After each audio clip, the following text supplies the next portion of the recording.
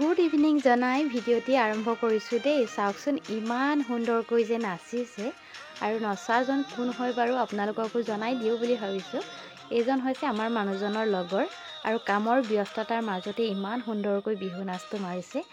কিন্তু মানুহজন কিন্তু নেপালী সম্প্ৰদায়ৰ মানুহ, তথাপিও কিন্তু আমাৰ বিহু নাচটো ইমান ধুনীয়াকৈ যে নাচিছে, মোৰ ফালৰ পৰা মই অশেষ ধন্যবাদ জনালোঁ দাদা।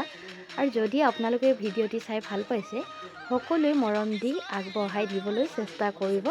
আৰু ভিডিঅ'টো যদি আপোনালোকৰ সঁচাকৈ মন চুই গৈছে, ভিডিঅ'টি সকলোৱে শ্বেয়াৰ কৰিব। কিয় কৈছোঁ মানে, যিহেতু মানুহজন হৈছে নেপালী সম্প্ৰদায়ৰ মানুহ, তথাপি কিন্তু মনত ইমানেই ফূৰ্তি।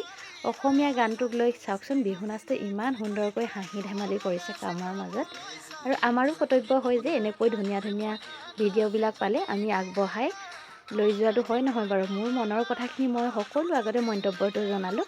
আৰু সম্প্ৰদায়ৰ লগত কোনো কথা নাই, মনত যদি ফূৰ্তি থাকে, আমিয়ে হওক বাৰু নেপালী সম্প্ৰদায়ে হওক বাৰু যোনেই নহওক লাগে, কিন্তু ইমান ধুনীয়াকৈ নাচাৰ কাৰণে মোৰ ভিডিঅ'টো খুব ভাল লাগিলে।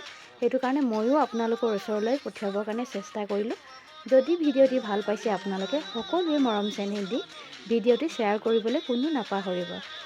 আমাৰ যিহেতু বিহু নাচটো ইমান সুন্দৰকৈ নচাৰ কাৰণে ধন্যবাদ দাদা।